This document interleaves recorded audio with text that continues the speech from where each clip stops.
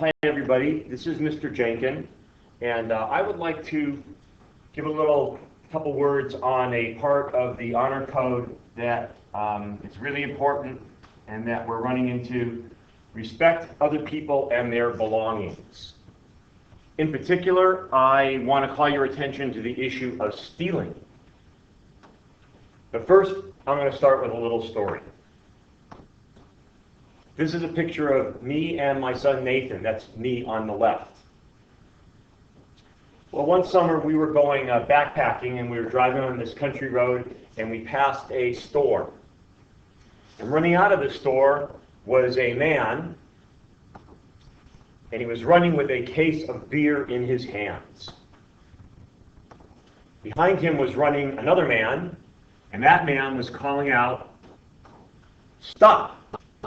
because the first guy was stealing the case of beer. So I said to Nate, I said, "Man, that's messed up." And he says, "Yeah, that's kind of messed up, but what's the big deal? It's just a case of beer. Why is the guy going through all the trouble to chase him?" I mean, he knew that stealing the beer was wrong, but he just didn't really understand why it was such a big deal. So I took the time to explain a little bit of something to him about business. That case of beer was not free to the store owner. The store owner didn't just manufacture the case of beer, he had to pay for it. In addition, that store owner has to pay for a lot of other things. He has to pay for his rent, he has to pay for his electricity, he has to pay for his other utilities, maybe he has employees. So there's a lot of things that store owner has to pay in addition to paying for the case of beer. And I happen to know that the profit margin for a grocery store is about 2%. So they get a profit of about 2% on everything that they sell. That 2% is the profit that the store owner keeps, and that's what he uses to put food on his table and to send his kids to school and to put clothes on his back. So if a case of beer costs $20, how much stuff does the store owner have to sell, getting a profit of 2%, to earn back that $20? Well, let's divide both sides of this equation by 2%. And we find that the store owner has to sell $1,000 worth of stuff to cover that $20 case of beer. $1,000 worth of stuff, that is a lot of stuff. That is a lot of time. That is a lot of work. Nate had never thought of it that way, and it made a big impression. Well, the other day, Chef Mark was doing an accounting, and he found that there was $162 worth of stuff missing from his area in the school. Now, you may not be aware of this, but Chef Mark does not work for the school. That is Chef Mark's business. That is his business. He takes his profit, and he uses that to send his kid to school, to put food on his table, to put clothes on his back. Well, let's say that Chef Mark is a little bit better businessman than the grocery store, and let's say that his profit margin is 5%. I don't know what Chef Mark's profit margin is, but I'm just drawing an example for you here. Well, hold on to your hats, because the $162 that Chef Mark was missing at a 5% profit rate means that Chef Mark has to sell $3,240 worth of stuff to cover that $162.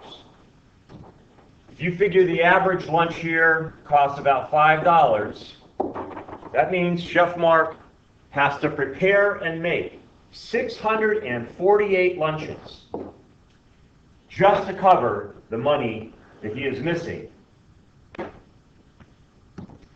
I don't have to tell you that is a lot of lunches. Now, I think part of the reason something like this might be happening is because people feel like NDA is their home, and that's good, and I like that people would feel that way.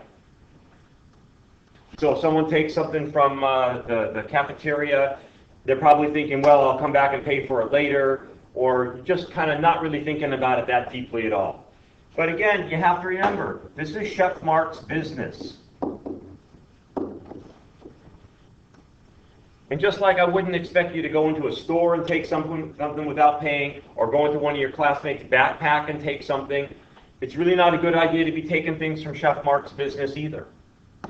Even if you do intend to pay him back, because Chef Mark is not a bank. Chef Mark is not in the business of loaning us money. Now, I don't really want to come to school where there are surveillance cameras in every corner, or drones flying through the hallway watching me, or guards at every doorstep, kind of making sure that everything goes okay. I want to come to school and know that my fellow students have got my back. I want to know that everybody here is watching out for me and watching out for my stuff.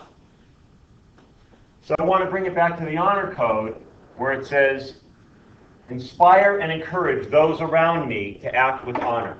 Because what this is saying is that it is everybody's responsibility. It's all of us in this together. And that doing nothing is not an option. If you see something going on, somebody taking something from Chef Mark, somebody taking something from a backpack, and there's several things you can do. You can tell a teacher, you can tell Dean Berlin, or what might even be the best first step is to tell the student. Tell them this is not cool. This is not the way we want our school to be. Being a silent bystander is not the way we make the school even better than it already is. So that's kind of what I wanted to say, and I hope it was helpful.